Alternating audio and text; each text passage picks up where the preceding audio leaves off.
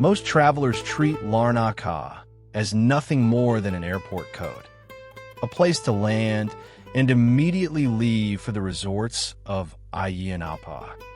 But if you do that, you're missing the soul of the island. Today, we're finishing our Cyprus Grand Tour in a city that blends 9,000 years of history with a Mediterranean lifestyle that feels like a permanent holiday. From hidden shipwrecks, viewed through a glass-bottom boat, to a sunset experience that puts you directly under the flight path of incoming jets. This isn't just a vlog. It's your ultimate guide to the perfect Larnaca finale.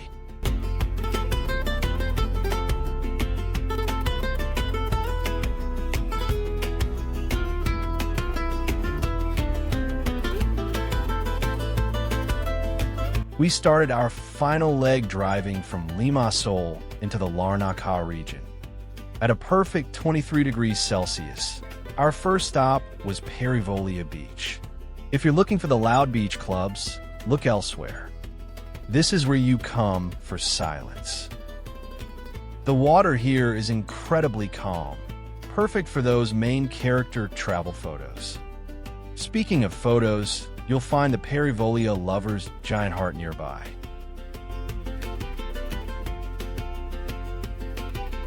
Next, we headed to a site of immense cultural importance, the Hala Sultan Tekkesi. This is a stunning mosque set against the backdrop of the Salt Lakes. Expert tip: even in the heat, you must dress appropriately. This applies to the guys too. So, no shorts above the knee, and shoulders must be covered.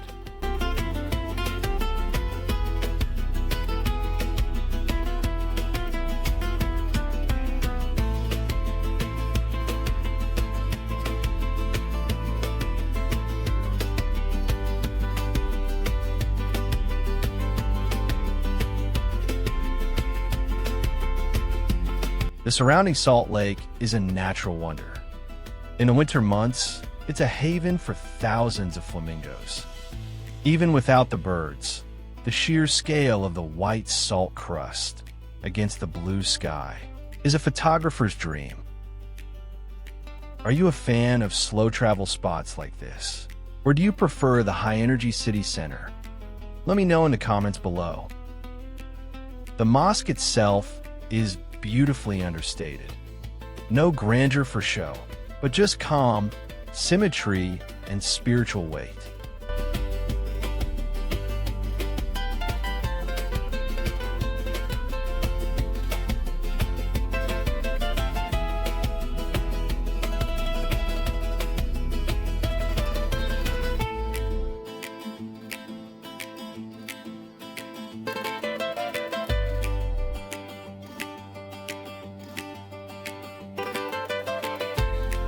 In winter, the lake fills with water and becomes a resting place for migrating flamingos.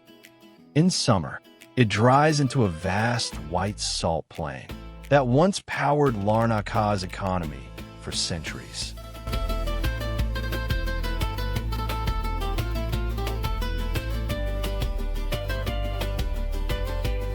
Larnaca itself is the third largest city in Cyprus, home to about 50,000 people. It's the perfect size, metropolitan but walkable. Since it's almost December, the town is buzzing with Christmas preparations. We checked into our hotel with a magnificent view of the Mediterranean. With weather this lovely, there's no excuse to stay indoors.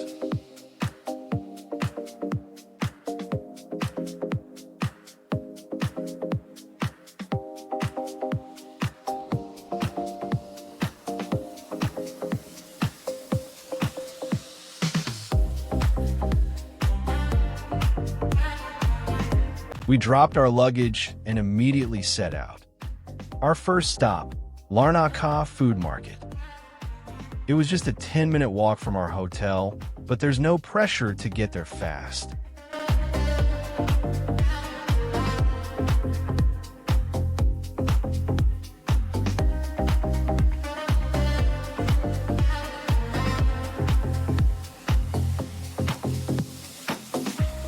Cyprus in winter is underrated. The sun is soft, the colors are richer, and everything feels more honest. Larnaca is one of the oldest cities in Cyprus. Located on the island's southeast coast, it is also home to Cyprus' main international airport.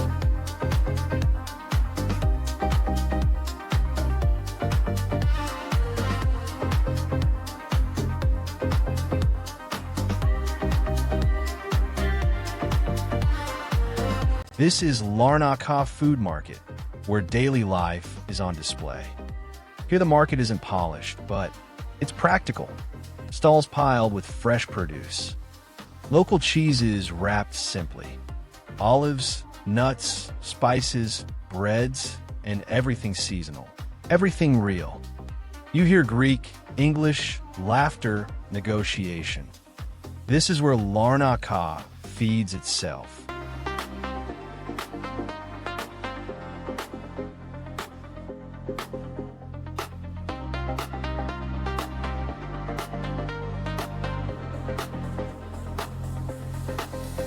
From the market, we walk to the heart of Larnaca's spiritual identity, towards the Church of St. Lazarus.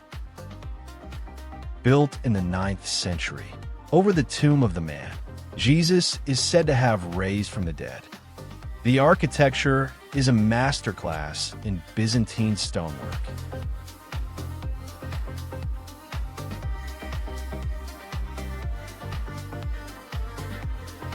If these stones could talk, they'd tell a story that sounds like a Hollywood script. According to tradition, this is the final resting place of Lazarus, the same man Jesus famously raised from the dead. But what most people don't know is his second act. After being resurrected in Bethany, Lazarus fled to Cyprus to escape persecution, where he was appointed the first bishop of Kithion, which is the ancient name for Larnaca. He lived here for another 30 years before dying a second, final time.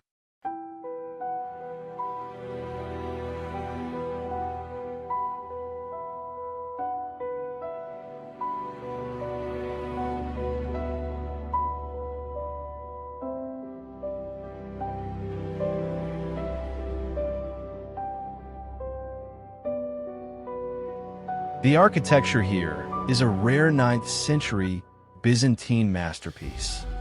Notice the 3 distinct domes, or rather, the lack of them. Inside, the high-value secret of this church is below your feet. Look for the small staircase to the right of the sanctuary. It leads down into the crypt.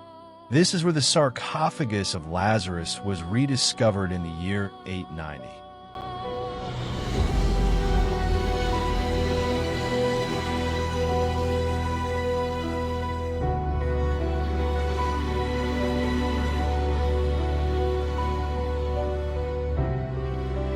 Whether you're here for the faith, the history, or the sheer architectural beauty, you can't leave Larnaca without standing in the shadow of this church tower. It's the soul of the city. We walked around the area, and since we were hungry, we decided to have lunch nearby. We kept it authentic. This is a classic Cypriot souvlaki platter.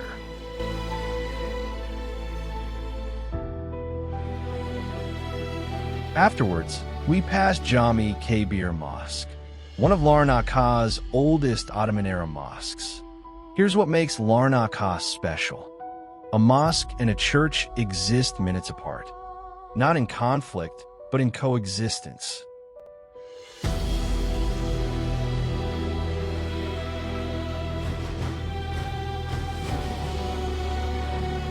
Right next to the mosque, you'll find the Larnaca medieval fort, which stands guard over the start of Finikoudes Beach. Once a defensive structure, it is now a silent witness to centuries of change.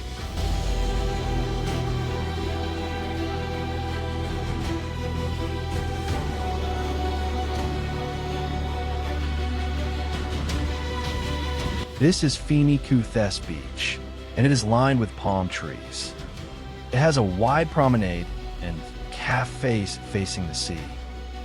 The name comes from the palm trees, the Finikoudes, that were planted here back more than 100 years ago.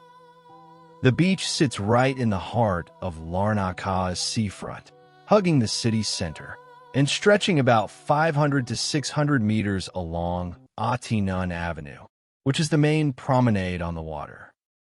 Larnaca International Airport is just a 15-minute drive away, and if you stick around, we will bring you to see the plane's landing from a totally wild and unexpected spot.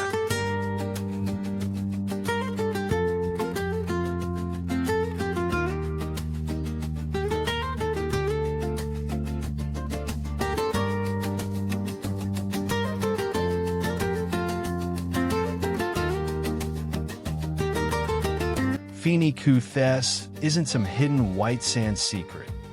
Rather, it is the urban beach of Larnaca, a place where daily life meets leisure. We walked along the beach promenade for a while, but my wife saw some people sunbathing, and she immediately took off her shoes and ran towards the sea. She dipped her bare feet into the sea water and immediately complained about how cold it was. After all, we were in winter, and swimming during this time of year is something definitely not for the faint-hearted.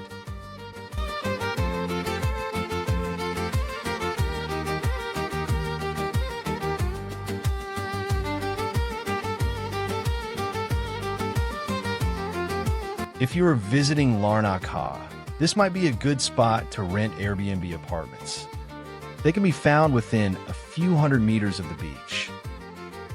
The area is often considered as one of the most desirable addresses in Larnaca. Smaller studio or one-bedroom flats can be around 200,000 euros, whereas larger two-bed apartments are generally upwards of €500,000.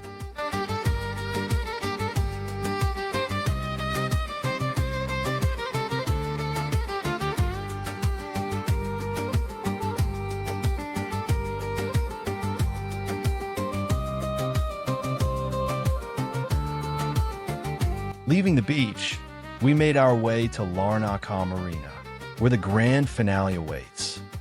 And this is the point where the day started to feel special. The Larnaca Marina is where the city turns toward the sea. Boats lined up neatly, masts clinking softly in the wind, and that low hum of engines preparing to leave. We walked up to the ticket counter and we bought 2 tickets for an almost 2-hour champagne sunset tour. That is the one, and it felt right for a finale.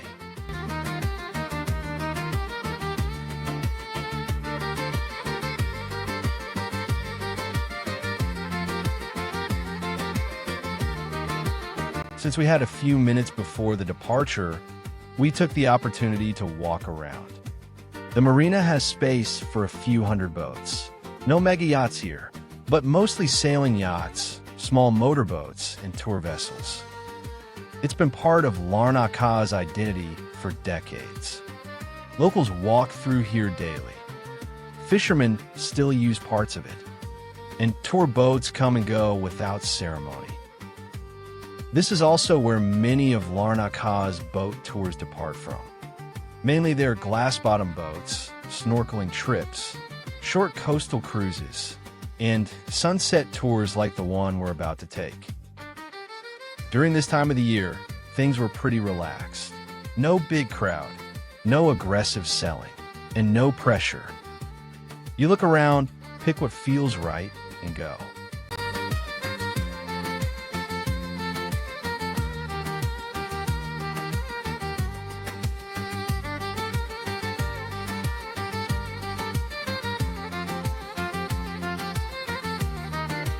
All right, let's hop onto our boat.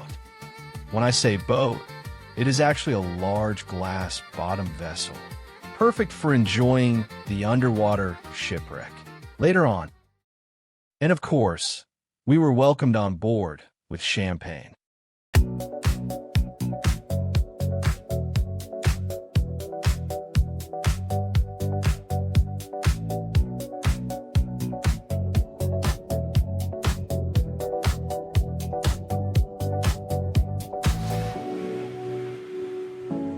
The weather couldn't have been better if we tried to plan it. Warm, but not hot. That soft Cyprus winter sun sitting low in the sky. No wind. No drama. And the sea was completely calm. Not flat like glass, but gentle. Just enough movement to remind you that you're floating, not standing still. Here, you don't need to grip the rail. Instead, you just relax and sip on properly chilled, surprisingly good champagne. From the water, Larnaca looks softer. We follow the coastline, hugging the shore just enough to still feel connected. Close enough to recognize places we walked earlier, but far enough that everything feels new again.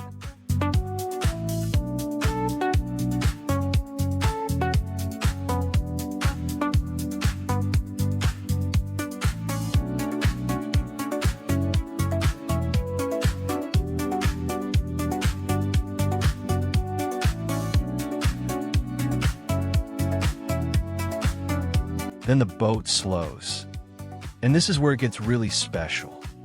Our boat has a glass bottom. The water is so clear you almost forget there's depth. And then you see it. The shipwreck. The Zenobia, a 172 meters Titanic, sank just off Larnaca's coast in June 1980.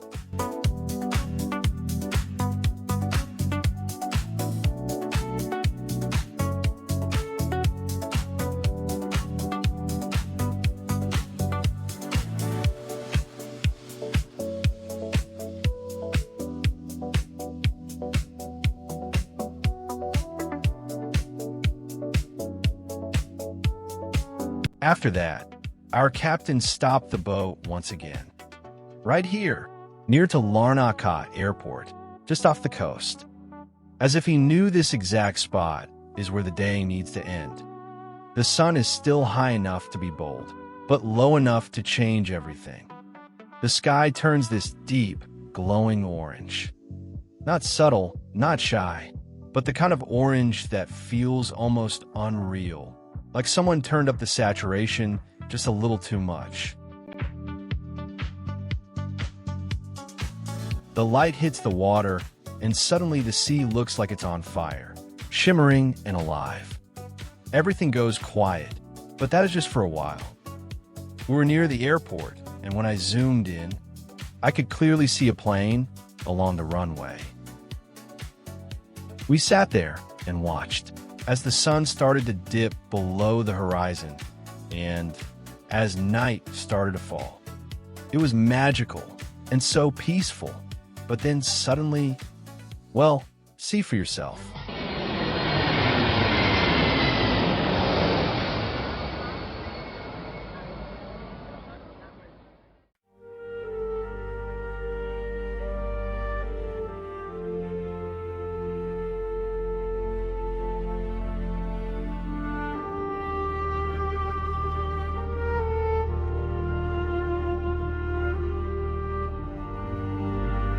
One after another, planes started to pass directly overhead, in a full, rolling thunder that filled the sky, and then moved on.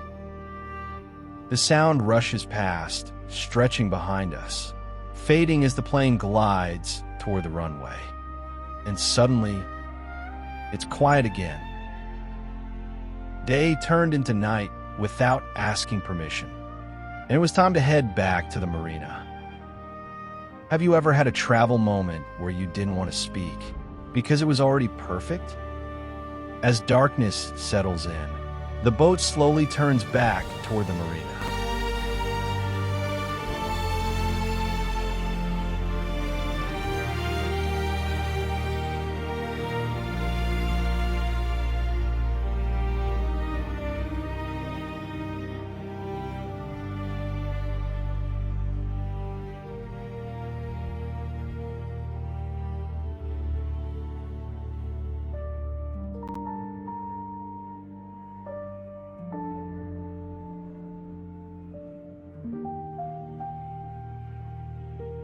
Back on land, Larnaca feels different now. And we walk back into town, knowing somehow this was the perfect way to say goodbye to Cyprus. We think back to where this all began. The energy of Ayia Napa, the white sand and turquoise water of Nissi Beach, crossing borders in Nicosia, where history still shapes daily life.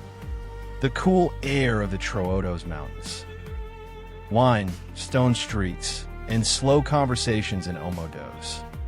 Hidden villages where time moves differently. The ancient coastline and deep history of Paphos. The long drive through the British coastal stretch into Limassol. And now, Larnaca. Cyprus didn't try to impress us. It welcomed us. It gave us silence when we needed it, stories when we listened, and moments, real moments that didn't need explaining.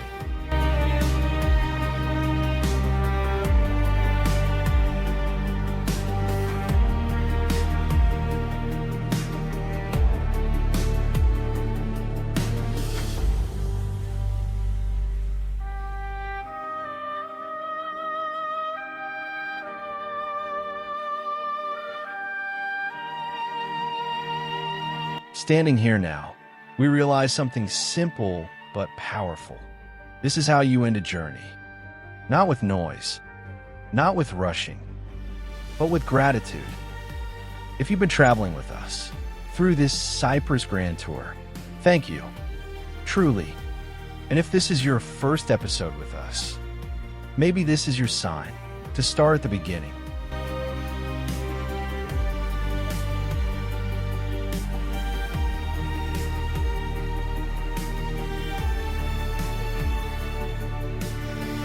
Next week, we return to Athens, and we've got some surprises waiting for you. But for now, this chapter is closed. Cyprus is complete. This is WorldWithWife. Everything you've seen on this journey, every hotel, every meal, every drive, every boat ride, it's all self-funded. No sponsors, no paid placements, no one telling us where to go or what to say. We plan the trips ourselves. We pay for them ourselves. We choose the routes, the stops, the pace. And we share only what we genuinely feel in the moment. So when we say we loved a place, or when something surprised us, that's real. That's us, traveling the way we always do. Curious, open, and honest. Thank you for trusting us with your time. And thank you for traveling with us. See you in the next chapter.